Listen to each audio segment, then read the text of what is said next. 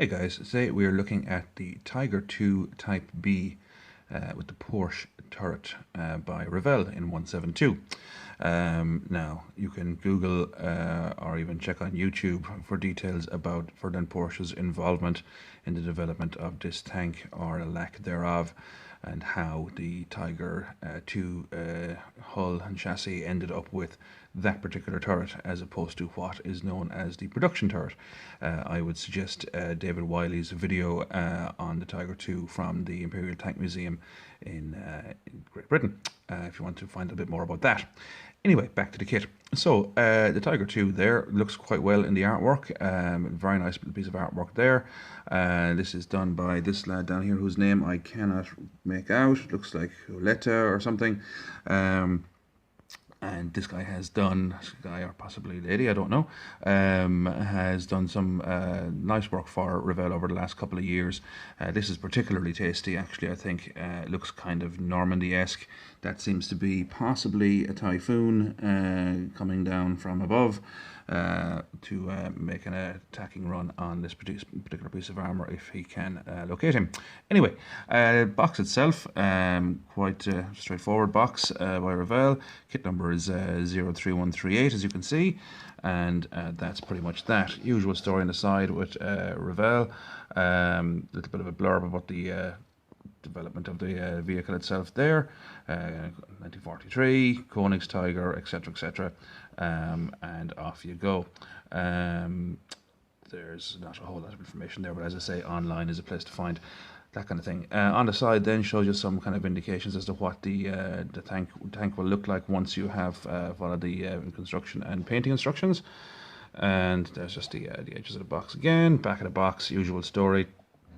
A few little examples of bits and pieces that are available within the Revell range, and that's basically that. So that's the box. So what else comes in the box? Well, you get the standard issue warning sheet, which is this kind of thing here. Basically, don't do this, don't do that, definitely don't do this, don't do any of that, particularly if you speak those languages. Alright, what you are supposed to do, however, is utilize the instructions. So, fine, almost newspaper style instruction sheet from Revell, or Revell, whichever way you want to say, and a little bit of information there on the tank itself. Again, black and white photo there, and the usual bits and pieces here, and all that, key indicators as to what the symbols mean, and so on and so forth. And these are the colours used according to Revell. So that's that. I will be using Humbrol colours, and I'll show you that once the kit is constructed. So there's the sprue layout, and then you have the basic putting together, shall we say, elements of the initial stages. So obviously you're looking at your wheels, your road wheels, drive wheels, etc, etc, and then on to this business, and then we go along here. All very good, fine.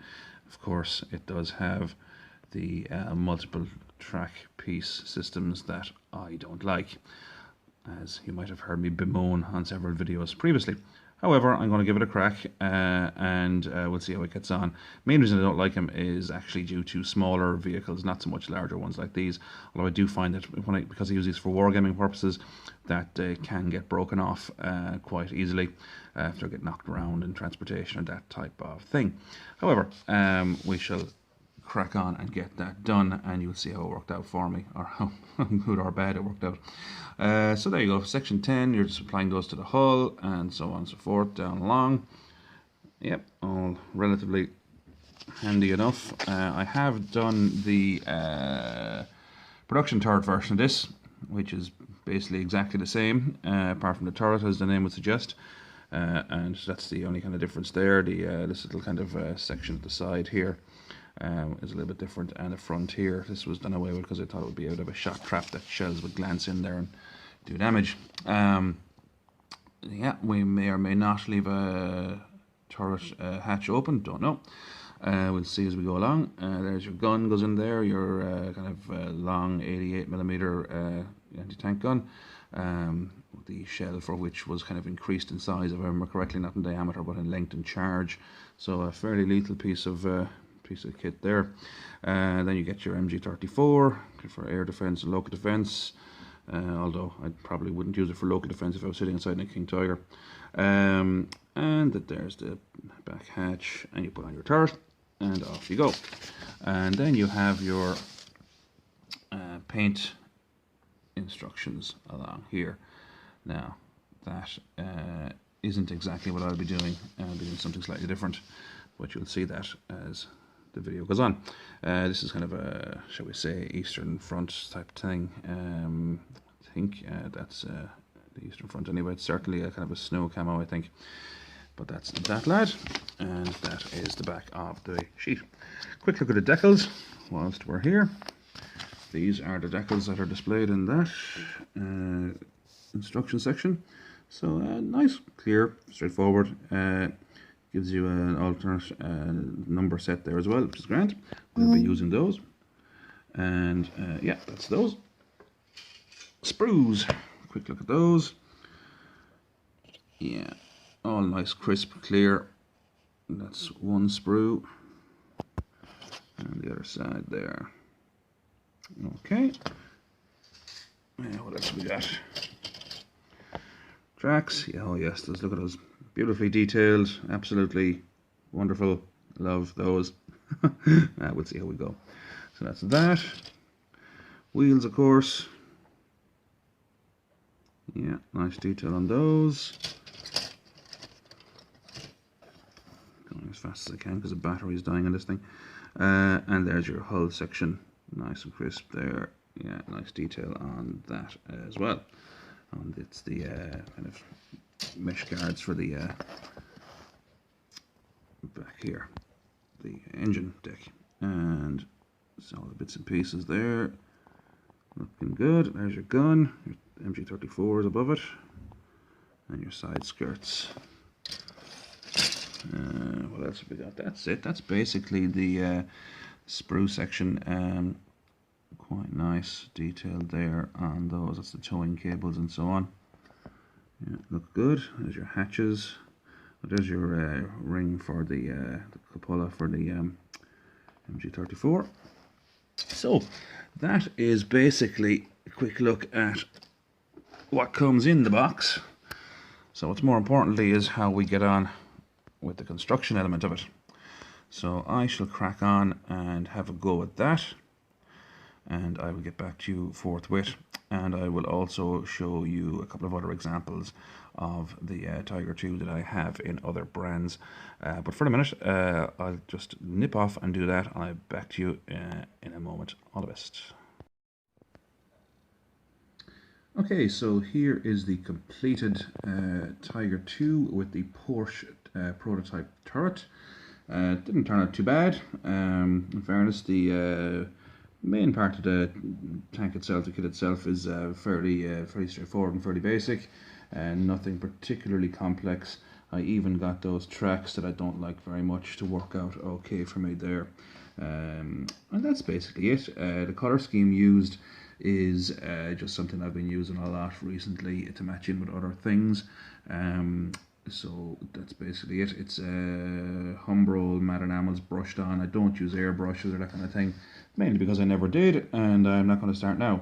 But at the end of the day, it was the brown is Humbrol 113, 63 for the kind of beige or yellow colour, and 75 for the green. The two figures in the top there do not come with the kit itself. They are, if I can swing that around there for you to get a better look, they are actually Matchbox figures. The guy on the left pointing is from the Africa Corps set. They're 176 figures, and the other officer with his left hand to the peak of his cap is from the German infantry set. I just trimmed the legs off him and slotted them in there just to do something with the tank, something to just kind of spruce it up a little bit. But basically that's it, guys. There's nothing particularly major or complex about it. As I say, it's a nice little kit, and the Tiger 2 is quite a popular project within the modelling world, as far as I can see. and I have a couple of them, which I'll show you in a moment, just for size comparison's sake. But that's basically it. If you want a lot of information on the tank, I'm not going to give you a history lesson on it, but if you do, David Wiley's Tank Chat, I can't remember what number it is, but it's in the Imperial War Museum's YouTube page, so you'll get an awful lot of information there, particularly in relation to this particular turret version and all about that. So that's it. As you can see, the MG34 is there on the top of the turret. Doesn't have a magazine in it, strangely enough, but that's not a major issue. And that's it, really. The markings are very, very basic. It comes with the cross, 2 options for turret numbers there. I used, what was it, 314. And there was another one. And then it has this little thing here, which is Annalise, which is obviously the crew's name for the gun or the tank. That's basically it as regards to markings. Nothing much happening there. Little tool section and 2 little pieces there, like towing cables and so on and so forth. All very nice, and that's really it. Nice little kit, and as I always say, very straightforward. So just for a quick comparison, I'll just bring the camera up here if I get it to focus. The light isn't great today, unfortunately, but here is the Revell production turret version, which I did many years ago. So basically it's the same chassis, hull, etc., and the turret and gun are slightly different, but basically that's it. So I mean, obviously they're going to be the same size in the hull section or chassis and all that, and that's really it. That's kind of the one I'm matching into from years ago, as you can see with the colour scheme, even though the batch numbers are different in the paints there. The kind of yellowy colour is a little bit off, but it's as close as I can get it. Major differences are, of course, obviously the turret, which is slightly kind of has a protrusion here, a kind of a rounded protrusion, and here the gun mantlet as well. That's different here, and then this area here up around this section. The gun is slightly different here. Seems to have this little ridge here, where it kind of just chamfers down a little bit. That might be kind of a recoil, for recoil purposes, I'm not quite sure. Doesn't appear on this one. Whether it should have or not, I don't know. But that's really the gist of it there. Just for another comparison's sake, this is a Fujimi Tiger 2, again in the production turret variant. In fact, the Porsche turret, this one here, is the only example of that I have, apart from my son's Airfix ones, which are kind of in bits now. I wouldn't put them on camera at the moment. They need a bit of refurbishment. And they're in 176 as well. So that's those, and here then is a D'Agostini or Altea, I think it is D'Agostini. It was out with a Combat Tanks Collection magazine from years ago, and that's that. So they're all 172, so they match up fairly well, and even the Fujimi 176 one, actually, it's fairly close. I'd have no problem with that myself. Whether you will or not now, that's your own concern, but it doesn't affect me overly anyway. So nice to see a little squad of Tiger 2s there. But yeah, that's basically it. I just throw them in for size comparison, just in case if it is an issue to some people and they're trying to have everything matching exactly, that's fair enough if you want to do that. Absolutely. One of the only reasons that I don't do that is because I like to see different brands and what have you, so that's basically my reasoning behind that. You'll notice the guy in the turret here on the production variant is pink, because he's unpainted, but you might actually recognize him if I take him out there. He's been chopped. This is the Africa Corps Commander from Airfix. Well, actually, it's a knockoff, a copy of the Africa Corps Commander from Airfix. So those kind of guys are very handy for tank commanders and so on. The gun has been replaced because it broke off many years ago with it was an MG34, so I replaced it with another MG34, which I trimmed off an Eski Fallschirmjäger. If you've ever seen those, there's a couple of poses where guns can be trimmed out. But anyway, that's that. So yeah, that was the King Tiger or Tiger 2 or Königstiger or Königstiger if you want to. Königstiger aus Farang Bay, Porsche prototype turret by Revell, and really a nice little kit, straightforward as I always say, and basically it's a nice rendition of a very famous vehicle from the Second World War. 492 Tiger 2s built to the best of my knowledge, and about 50 of them were given the Porsche turret to the best of my knowledge from various sources I've seen, and some of those served in Normandy, so that's all the information I have on those. But look, that's it guys. I'll be along with another couple of bits and pieces shortly enough. Still whittling away at the old stash in the attic, which is sizable, but we'll get there. But hey, it means more videos, and so if you'd like and subscribe, that'd be much appreciated. As you can see here, I'm not the greatest painter in the world or kit constructor, but I just like to do it, and I like to show the various kits and bits and pieces, and if it's of any assistance to you guys, sure, look, that's great. So in the meantime, I'll leave you with the image of the Revell Tiger 2 with the Porsche prototype turret, and we shall talk to you again soon. Take care guys, all the best.